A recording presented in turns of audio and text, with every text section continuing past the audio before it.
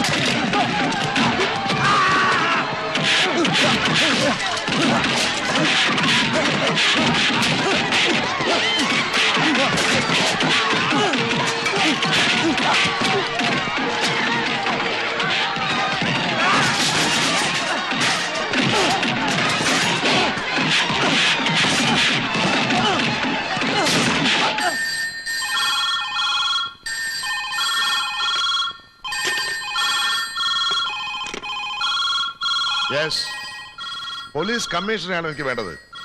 എങ്കിൽ അയക്ക് കൊടുക്കൂ. രാജീവൻ, ഈ സംഘടനം മറ്റു ഭാഗങ്ങളിലേക്ക് സ്പ്രെഡ് ചെയ്യുകയാണെങ്കിൽ എന്നെ അറിയിക്കണം. അതൊക്കെ അപ്പൊ പറയാം. എവിടെയായിരുന്നു മിസ്റ്റർ നിങ്ങൾ ഇതുവരെ? ഒരു റെസ്പോൺസിബിലിറ്റി ഇല്ലാതെ ഇങ്ങനെ. സാർ, മാർക്കറ്റിൽ ഒരു സംഘടന നടക്കുകയാണ്. തൊഴിലാളികൾ 2 ഗ്രൂപ്പായിട്ട് തിരിഞ്ഞ്. അതിന് തന്നെയാണ് നിങ്ങളെ ഞാൻ വിളിപ്പിച്ചത്. ഇരിക്കൂ. പോലീസ് അതിൽ ഇടപെടണ്ട. ഇല്ലെങ്കിൽ വെട്ടും കുത്തും നടത്തി അവിടെ പലരും മരിക്കും സാർ. ലക്ഷം അവറ്റകൾ തമ്മിൽ ചാവട്ടെ. Why you worry about it? ഇരിക്കൂ DGP, my trusted lieutenant. Please,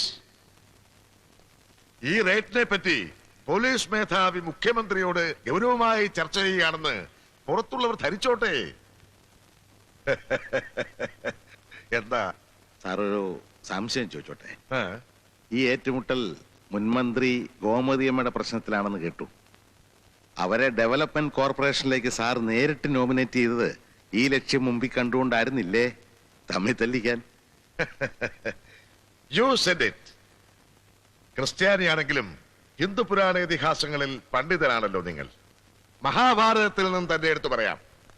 നീചന്മാരായ 100 വരെ ഒതുക്കാൻ ഭഗവാൻ ശ്രീകൃഷ്ണൻ യാദവപ്പട എടുത്തു വന്നില്ല. ശത്രു കുടുംബത്തിൽ നിന്ന് വിമതരായ പാണ്ഡവരെ അടർത്തി മാറ്റി തമ്മിത്തല്ലിച്ച് കൊല്ലിച്ച് നശിപ്പിച്ചു. അതും ധർമ്മരക്ഷാർത്ഥം തന്നെ. ആ മഹായുദ്ധത്തിന് കാരണക്കാരിയായ പാണ്ഡവപത്നി പാഞ്ചാലിയെ പോലെ ഇവിടെ ഗോമതിയമ്മ ചിലപ്പോ ഒരു നിമിത്തമായേക്കാം. അത്രമാത്രം.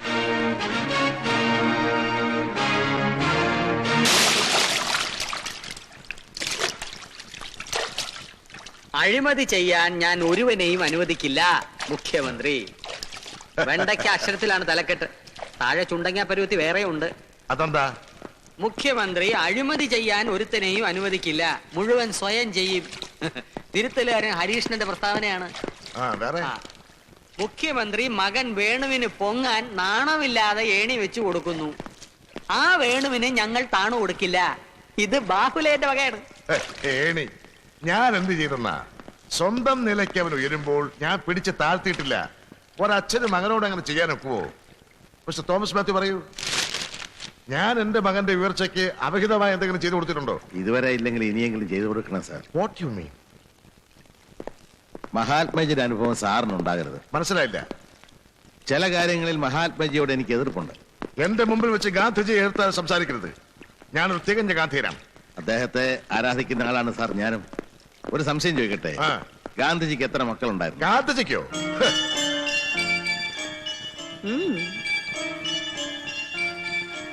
മൂന്നല്ലേ? രണ്ടാണും ഒരു പെണ്ണും.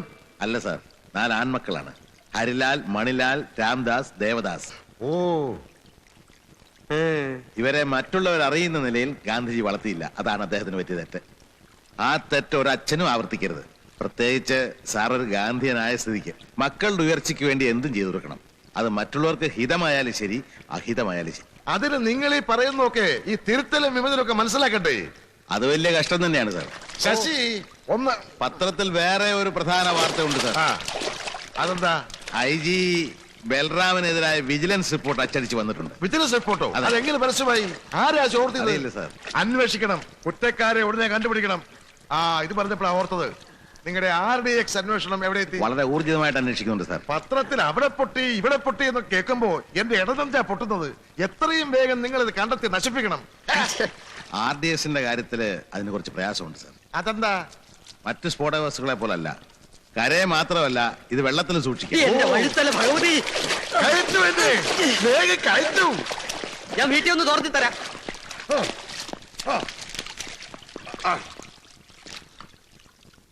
ഇതുപോലെ ഒരെണ്ണം വീട്ടിൽ ഉണ്ടാക്കണം, ഇല്ലെങ്കിൽ റിസ്ക് ആണ്.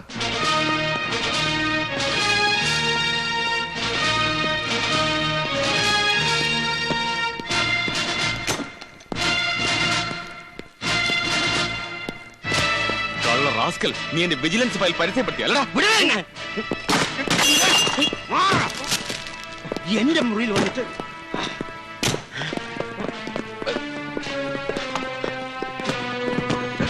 പിന്നെ ഞാൻ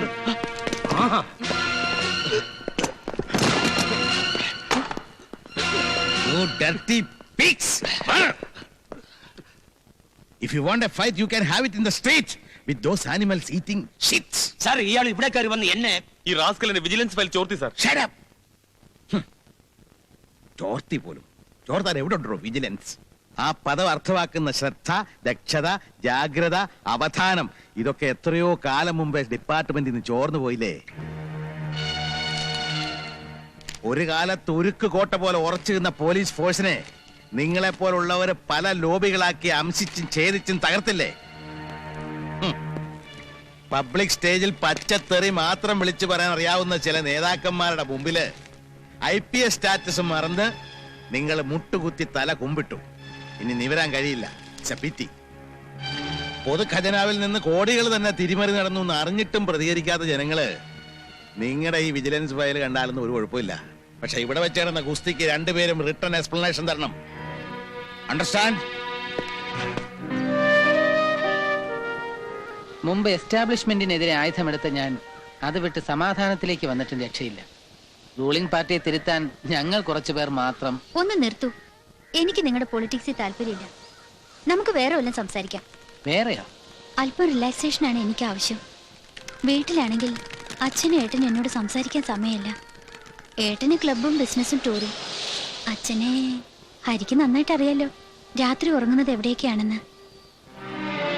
പലപ്പോഴും ആ വീട്ടിൽ ഞാൻ ഒറ്റയ്ക്കായിരിക്കും. രാത്രി തനിച്ചാവുമ്പോ ഞാൻ ഓർക്കുക, എന്റെ അമ്മ എങ്ങനെ മരിച്ചെന്നറിയാമോ? ആത്മഹത്യ ആയിരുന്നില്ല അത്. എന്റെ അച്ഛൻ. നേരെ ഒരുപാടായി. വരൂ.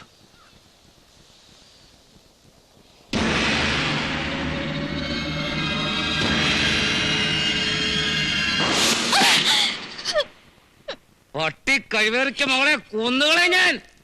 അവന്റെ കൂടെ ചുറ്റിക്കറങ്ങി നടക്കരുത് ഞാൻ ഇവളെ വാണ്ടിയതാ. പിന്നെ ഇവൾ നേരാണോ ഇവൻ പറഞ്ഞത്? എടപ്പച്ചളെ കുടുംബത്തിനെ പേര് കേൾപ്പിച്ച നിന്റെ കുരളയാൻ ചെത്തും. എങ്കിൽ സ്വന്തം കഴുത്ത് ഞങ്ങൾ അരിഞ്ഞേക്കണം. നീ എന്നതാണ് പറഞ്ഞത്? കുടുംബത്തിന് ദുഷ്പേരുണ്ടാക്കിയത് ഞാനല്ല, ആൾക്കാർ പലതും പറഞ്ഞ് ഞാൻ കേട്ടിട്ടുണ്ട്.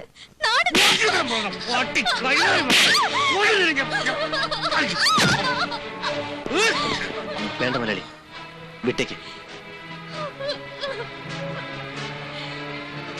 നീ സൂക്ഷിച്ചാ കേട്ടാ, ഇനി അവൻ ചോടെ എങ്ങാനും കണ്ടെന്ന് കേട്ടാൽ രണ്ടിനും പുകച്ചു കളയും. പൊട്ടി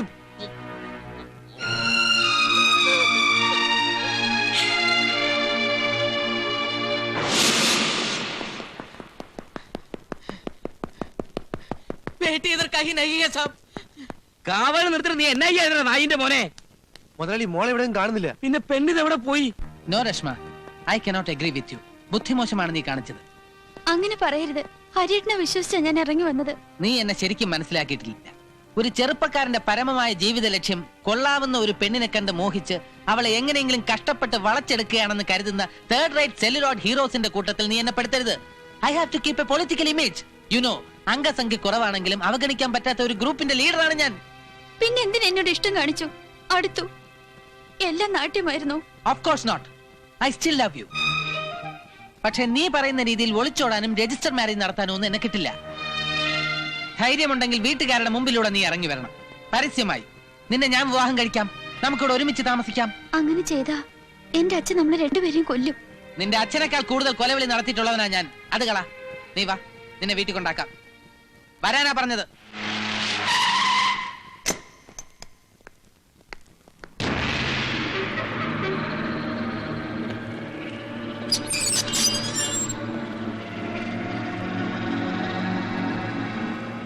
വണ്ടിയിലാട്ട് കയറടി.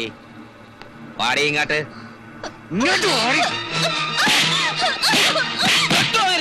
കാര്യം പറഞ്ഞിട്ട് കയ്യൊക്കെ കാണിച്ചാ മതി. കഴുതേ